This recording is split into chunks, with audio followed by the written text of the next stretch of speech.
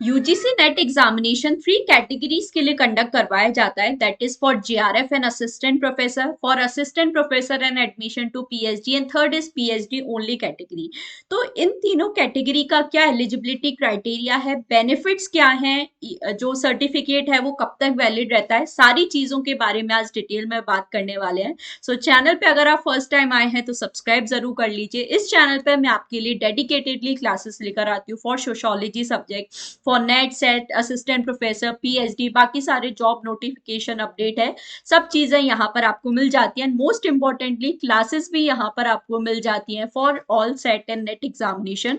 सो जरूर आप चैनल को सब्सक्राइब कर सकते हैं। मेरा नाम है जूही जैन, मैंने भी इन एग्जामिनेशन को क्वालिफाई किया है। सो बस मेरा जो भी एक्सपीरियंस है पढ़ने का, पढ़ाने का, वो मैं आप सभी लोगों के साथ इस प्लेटफॉर्म पर शेयर कर रही हूँ।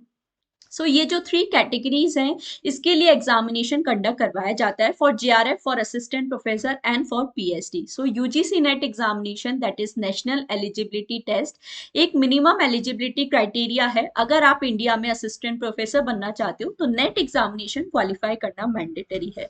और नेट एग्जामिनेशन में अगर आप थोड़ा अच्छा स्कोर लेकर आते हो तो आपको जेआरएफ भी मिल जाता है, that is junior research fellowship. मतलब आपको 5 साल के लिए हर मंथ फेलोशिप मिलती है यूजीसी की साइड से अपनी पीएचडी कंप्लीट करने के लिए। अब ये जो 3 कैटेगरी है, यहाँ पर देखो सबसे पहली बात है कि एग्जामिनेशन तो एक ही होता है, एक ही आपका एग्जामिनेशन होता है जो कि साल में 2 बार कंडक्ट करवाया जाता है, जून एंड दिसंबर में, ठीक है। अब एग्जामिनेशन तो सेम ही होता है, बस यहाँ पे कट ऑफ 3 अलग अलग निकाली जाती है। जो क्वालिफाइंग मार्क्स होंगे, जो कट ऑफ होंगे, वो 3 अलग अलग निकाले जाते हैं। जो फर्स्ट कैटेगरी है JRF and appointment and assistant professor, इसका कट ऑफ सबसे ज्यादा हाई होगा क्योंकि इसके बेनिफिट भी ज्यादा है। यहाँ पर आपको फेलोशिप भी मिलती है और आप असिस्टेंट प्रोफेसर बनने के लिए एलिजिबल हो जाते हो, और ऑब्वियसली जेआरएफ है तो पीएचडी एडमिशन भी मिलेगा। सेकेंड कैटेगरी के लिए कट ऑफ थोड़ा सा कम रहेगा क्योंकि यहाँ पर आपको फेलोशिप नहीं मिलेगी, सिर्फ असिस्टेंट प्रोफेसर बनने के लिए और पीएचडी एडमिशन के लिए आप एलिजिबल हो जाओगे।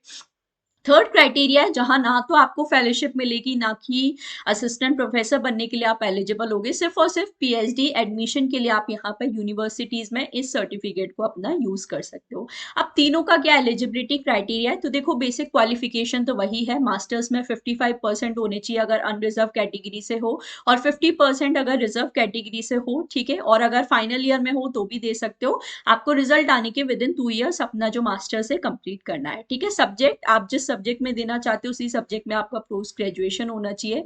जो 4 इयर्स बैचलर डिग्री वाले स्टूडेंट है वो भी अप्लाई कर सकते हैं अपने फाइनल ईयर में, या तो उनका पूरा डिग्री कोर्स कंप्लीट है विद 75% मार्क्स, या वो अपने फाइनल ईयर में भी दे सकते हो। ये जो 4 इयर्स बैचलर डिग्री वाले स्टूडेंट है असिस्टेंट प्रोफेसर बनने के लिए एलिजिबल नहीं होंगे, सिर्फ और सिर्फ जेआरएफ और पीएचडी एडमिशन के लिए, ठीक है। बाकी और एज लिमिट की बात करें तो देखो जेआरएफ के लिए एज लिमिट है, जनरल कैटेगरी मेल्स के लिए 30 इयर्स है, ठीक है। यहाँ पर बाकी देखो OBC, SC ST, third gender, women candidates, इन सभी को और एलएलएम डिग्री होल्डर्स को यहाँ पर रिलैक्सेशन भी दिया गया है। असिस्टेंट प्रोफेसर बनने के लिए और पीएचडी एडमिशन के लिए कोई भी एज लिमिट नहीं है। अब सबसे इंपॉर्टेंट बात की बेनिफिट क्या होता है, तो देखो जेआरएफ के थ्रू तो मैंने आपको बताया कि पीएचडी में एडमिशन आपको यहाँ पे मिल जाएगा और आपको फेलोशिप मिलेगी। और ये जो जेआरएफ आपका सर्टिफिकेट है, ठीक है, ये याद रखना 70% वेटेज यहाँ पर आपके नेट के स्कोर को दिया जाता है, 30% वेटेज आपके इंटरव्यू का होगा, फिर उस बेसिस पे पीएचडी एडमिशन होगा।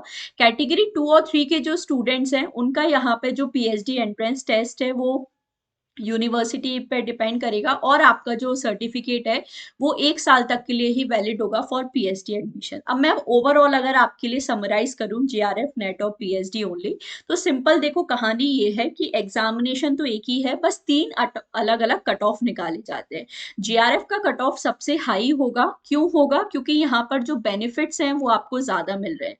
जैसे जेआरएफ अगर आप क्वालिफाई करते हो तो आपको फेलोशिप मिलता है, यानी कि पर मंथ आपको पैसे मिलते हैं पीएचडी कंप्लीट करने के लिए, ठीक है। अब ये ऐसा नहीं है कि आपने नेट क्वालिफाई कर लिया तो आपको डायरेक्टली फेलोशिप मिल जाएगी। आपको फेलोशिप तभी मिलेगी जब आप रिजल्ट आने के विद इन 3 इयर्स, सॉरी हाँ, रिजल्ट आने के विद इन 3 इयर्स जब आप पीएचडी में एडमिशन लेते हो, 3 साल के अंदर अंदर आपको पीएचडी में एडमिशन लेना पड़ेगा, तभी आपका ये जो जेआरएफ है वैलिड माना जाएगा। और 3 साल के अंदर अंदर अगर आप पीएचडी में एडमिशन लेते हो अपने रिजल्ट आने से, सो आपको 5 साल के लिए फेलोशिप मिलेगी, जिसमें स्टार्टिंग के 3 साल, 2 से 3 साल आपको जेआरएफ मिलता है, जूनियर रिसर्च फेलोशिप, जहां पर आपको टेस्ट ₹37,000 प्लस HRA DA वगैरह मिलता है। और जब आप जूनियर से सीनियर रिसर्च फेलो बन जाते हो तो फिर आपको ₹42,000 प्लस वही HRA वगैरह मिलता है। ठीक है, तो ऐसे आपका JRF का सिनेरियो चलता है। JRF क्वालिफाई किया तो फेलोशिप तो मिलेगी ही, दूसरा यहाँ पर आप असिस्टेंट प्रोफेसर बनने के लिए एलिजिबल हो जाओगे। ठीक है, कहीं भी असिस्टेंट प्रोफेसर की पोस्ट निकलती है ऑल ओवर द इंडिया, सो आप all over the India assistant professor बनने के लिए भी एलिजिबल हो जाओगे। वो फॉर्म फिल करने के लिए आप एलिजिबल यहाँ पे हो जाओगे। ठीक है, बाकी यूनिवर्सिटी में भी याद रखना, जब आप PhD एडमिशन के लिए जाओगे तो जो JRF क्वालिफाइड कैंडिडेट्स हैं उनको प्रेफरेंस ज़्यादा मिलती है। मतलब यूनिवर्सिटीज़ इन लोगों को ज़्यादा एडमिशन देती है, क्योंकि यूनिवर्सिटी को दिख रहा है कि इनके पास पैसा आ रहा है, तो यूनिवर्सिटी को फिर एक्स्ट्रा फंड्स की, मतलब वो उनके माइंड में ये नहीं रहता कि फंड्स वाली कोई दिक्कत नहीं होगी। तो ये चीज याद रखना, तो सबसे ज्यादा बेनिफिट है JRF। ठीक है, ये चीज याद रखनी है। असिस्टेंट प्रोफेसर बनने के लिए ये जो आपका JRF, ये जो सर्टिफिकेट है आपका, वो लाइफ टाइम वैलिड रहेगा। बट JRF जैसा मैंने बताया 3 साल के लिए ही वैलिड रहेगा। 3 साल के अंदर अंदर आपको PhD में एडमिशन लेना होगा। दूसरा बात करते हैं नेट। जब आप सेकेंड कैटेगरी 2 नेट में क्वालिफाई करते हो तो यहाँ पर आप असिस्टेंट प्रोफेसर बनने के लिए एलिजिबल हो जाते हो। असिस्टेंट प्रोफेसर बनने के लिए आप एलिजिबल हो जाते हो। ये जो सर्टिफिकेट आपको मिलेगा इसे आप लाइफ टाइम, जीवन भर इस्तेमाल कर सकते हो असिस्टेंट प्रोफेसर की पोस्ट के लिए अप्लाई करने के लिए। बट यहाँ पे ये जो नेट का सर्टिफिकेट है, याद रखना सिर्फ 1 साल के लिए ही वैलिड रहेगा PhD एडमिशन के लिए। ठीक है, आपको अपने रिजल्ट आने से 1 साल के अंदर अंदर PhD एडमिशन लेना पड़ेगा, तभी इस सर्टिफिकेट के बेसिस पे आपको PhD एडमिशन दिया जाएगा।